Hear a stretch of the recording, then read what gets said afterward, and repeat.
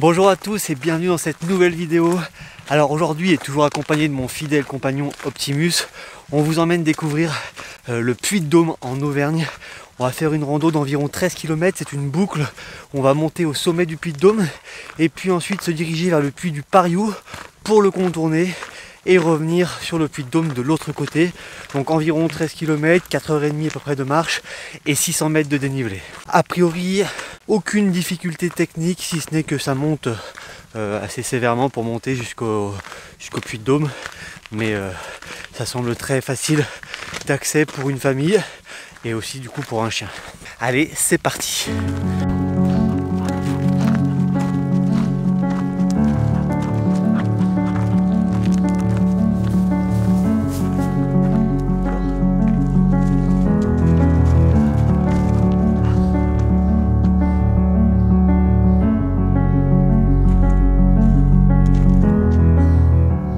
Alors la première partie de cette rando se fait sur le flanc du Puy-de-Dôme avec des parties ombragées et puis des parties un peu plus exposées.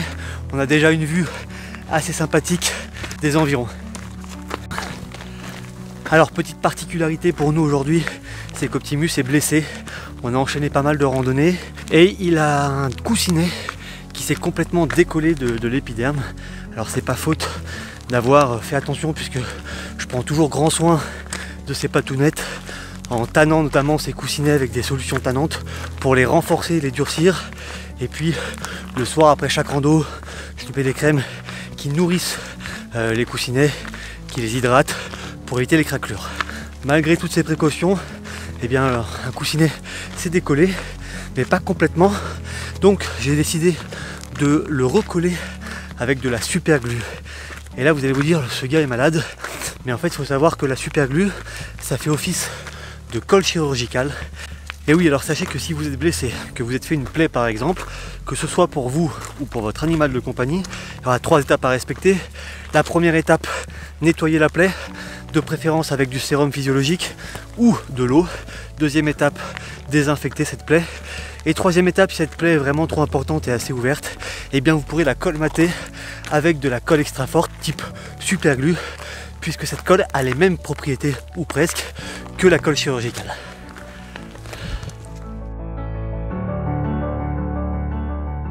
Une fois arrivé en haut du Puy-de-Dôme, qui culmine à 1465 mètres d'altitude, vous pourrez profiter d'une vue exceptionnelle sur la chaîne des Puys. Ce volcan d'Auvergne, endormi depuis 10 000 ans, est célèbre pour sa forme conique parfaite et son accessibilité. Très prisé des randonneurs, il est aussi doté depuis 2018, pour les moins sportifs, d'un train à crémaillère qui permet d'atteindre le sommet. Sur ce dernier se trouve d'ailleurs un observatoire qui date du 19e siècle et qui est utilisé pour étudier le climat et certains phénomènes météorologiques.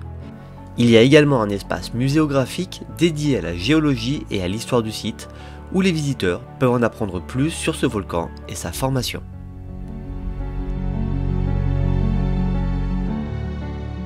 Pour accéder ensuite au puy de Pariou, ou puy Pariou, il vous faudra emprunter un chemin long de 2 à 3 km en fonction de l'itinéraire, qui redescendra entre les deux volcans afin de pouvoir les relier dans un sens comme dans l'autre.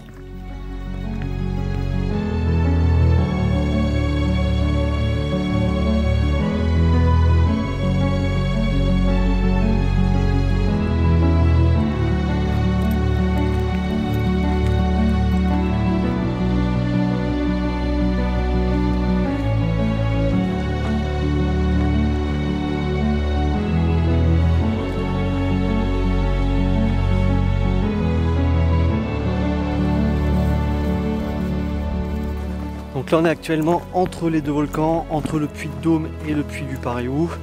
Et je vous confirme que c'est toujours très facile. C'est vraiment en plus pour Optimus qui est blessé au coussinet le sol idéal, puisqu'on est à moitié sur du sable, à moitié sur de l'herbe. Voilà, donc c'est parfait.